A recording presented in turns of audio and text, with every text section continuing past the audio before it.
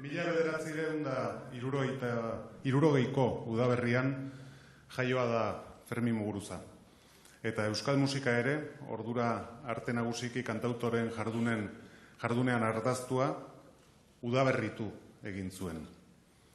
Jakinmin eta egonezina ditu ezaugarri. Horregatik, izan zen hain goiztiarra. 20 urte besterik ez zuen, Anaia Inigo eta Matxin Sortzabal bere lagun zituela, kortatu taldea sortu zuenean. Arrakasta handikoa izan zen den esperientzia hura, zalantzari gabe. Ondoren, Negu Gorriak eta Dut taldeetan ere aritu da, baina bakarkako ibilbidea ere oso oparoa izan da. Nahasketa, mestizajea, etengabeko bilaketa ditu nortasun zeinu. Punka, roka, rigia, ska, atsedenik gabeko fusioak, bertso doinuak ere, zeharo antzaldatzera eraman du Fermin. Munduan zehar asko ibili da, baina beti euskera izan du sormen hizkuntza. Aurtengo adarrasaria, Irungo musikari handiari ematea erabaki du Donostiako udalak. Etorri dadila, Fermin Muguruza.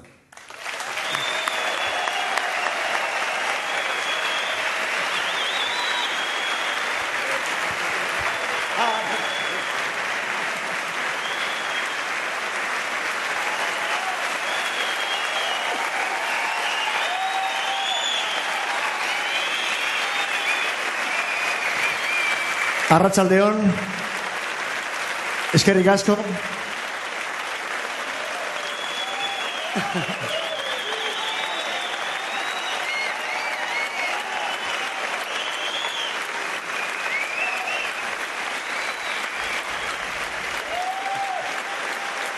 Pare bat hitz botako ditut.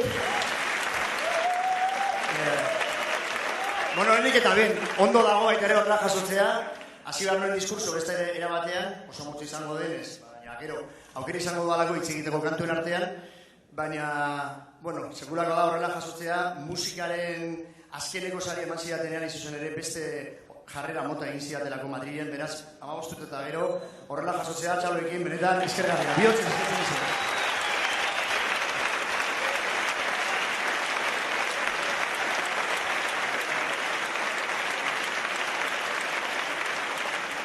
Ohituta nago, instituzioetatik zigorrak jasotzera, ez sariak.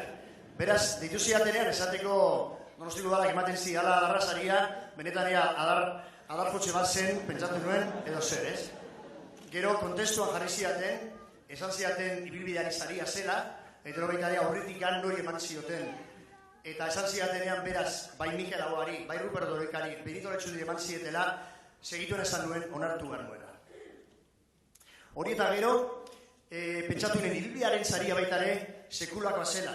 Eta gaur hemen egotea, ibilbidearen saria baldin bazen, ezela bakarrik niretzako saria. Baita ere, gaztetxentzako baita ere sari bazela. Bestela, gaztetxerik gabe nik ezin izango nuke ulertu nire musikaren ibilbidea.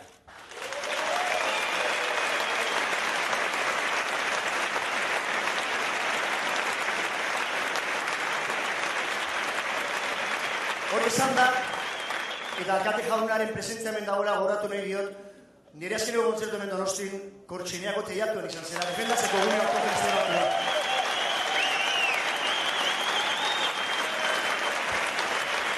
Eta esan nahi dut ere bai, musikariok, zuzeneko musikari gabe, ez ginateke musikaririk izango. Horregatik hemen Donostin badago lokal bat, beste adarsari bat mereziko lukena, etorri da Bukowski.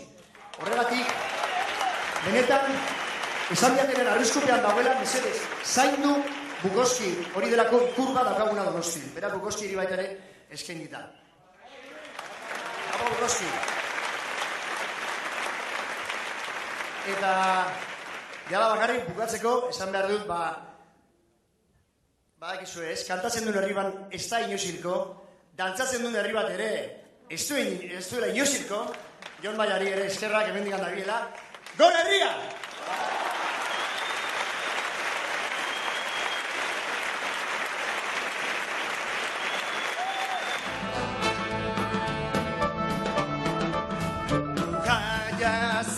Calle cuna de amén, golpe que a la